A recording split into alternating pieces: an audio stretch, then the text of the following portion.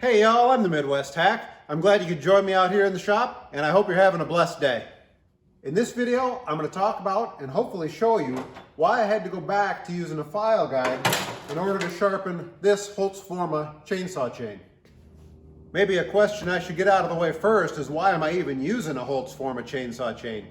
This still clone MS660 that I got from Farmer Tech, of course, came without a bar. The bar that I chose to buy for it was this Holzfforma bar, and it came with a chain. I wouldn't have chosen to buy a Holzfforma chain, but since it came with it, I've been using it. This is not going to be a chainsaw sharpening video. There's plenty of those already, and I don't have the expertise to do anything better than what's already out there. My intent is just to bring you in close so you can see what my challenges were with this Holzfforma chain and how I got around them. So even though all of my sharpening now is done with just a file, let me show you why this chain is going to get a guide. So here's an example of the problem I'm having. I've got paper behind it so you can hopefully see the tooth a little bit better. Notice that this area of the tooth here is the wrong shape. What has happened is that piece has actually chipped out or broken out of there. This isn't from hitting rocks. Almost every tooth is this way, and I was sawing on some pretty clean wood.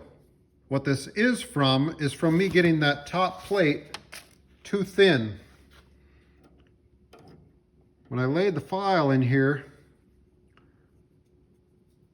notice how this tooth comes almost all the way up to the top of the file. What's happening is this file is cutting too much angle on the bottom of that tooth and making the top plate way too thin.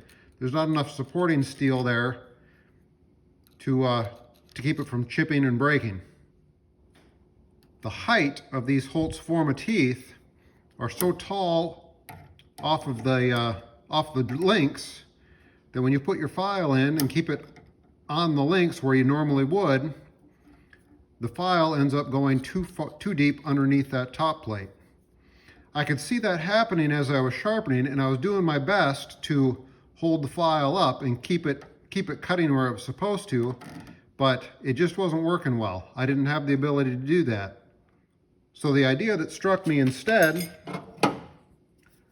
was to use a file guide that holds the file in a very particular place, keeps it from dropping too far down into that tooth. When I went over this chain earlier tonight, I ended up taking about 20 strokes, maybe even more than that, per tooth, trying to get these teeth to clean up the way I wanted them. Now that I'm using the file guide, I'll file this tooth quick, but you'll see how quick it comes into shape.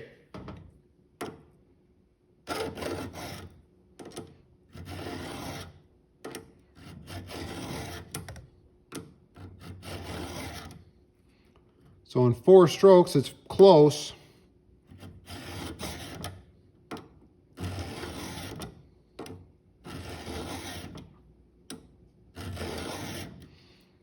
I think that's probably it in 8 strokes. I'll just give it 2 more.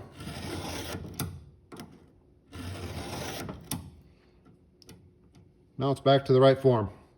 So there you have it, y'all. That's all I had for you for this video. Certainly nothing groundbreaking, but I thought it might be useful information for anybody else who happens to have one of these Holzfforma chains around. Thanks for stopping by. I hope to catch you on the next one.